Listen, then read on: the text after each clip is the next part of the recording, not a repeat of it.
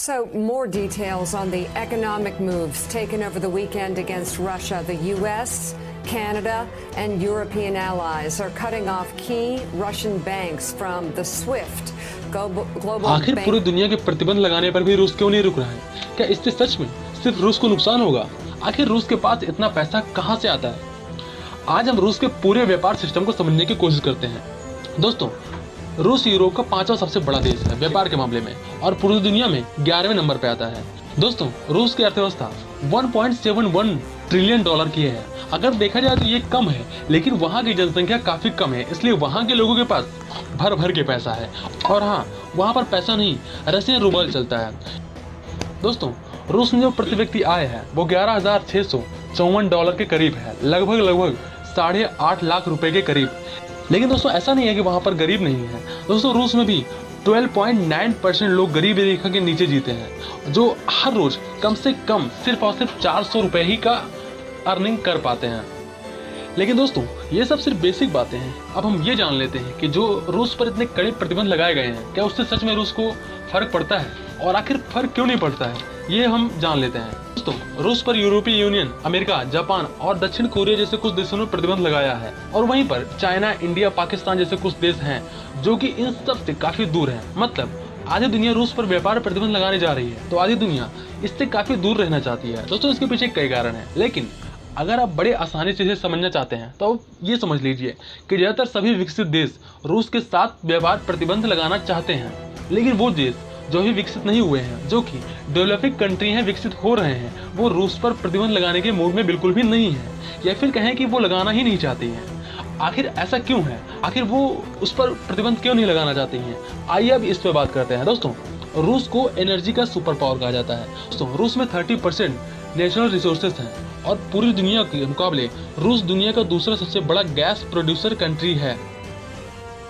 मतलब रूस में बहुत ज्यादा एनर्जी है, और ऑयल के मामले में लें, पेट्रोल के मामले में लें, या फिर बहुत सारे ऐसे रिसोर्सेज हैं जो कि उसके पास ही हैं ज्यादा मात्रा में।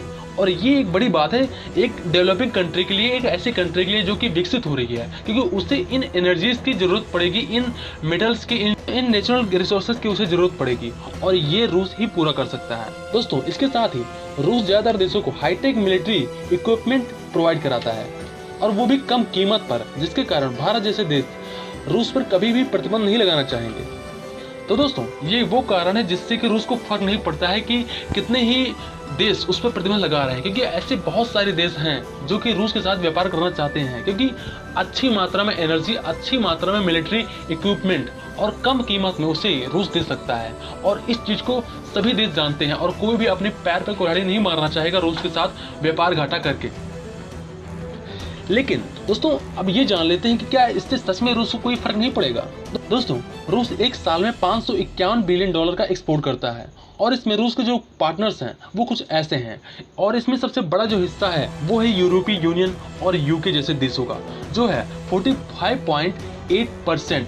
मतलब रूस यूके और यूरोपीय यूनियन को 45.8% अपने सामान को एक्सपोर्ट करता है, बेचता है, और आधी इनकम उसकी जो जीडीपी की है वो इन्हीं देशों से आती है, और यही वो देश हैं जिन्होंने रूस पर प्रतिबंध लगाया है।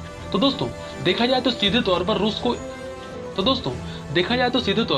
रूस को इससे फर्क पड़ेगा, और उसकी आधी इकोनॉमी जो है, जो कि एक्सपोर्ट करने वाली इकोनॉमी है, वो सीधे डाउन हो जाएगी।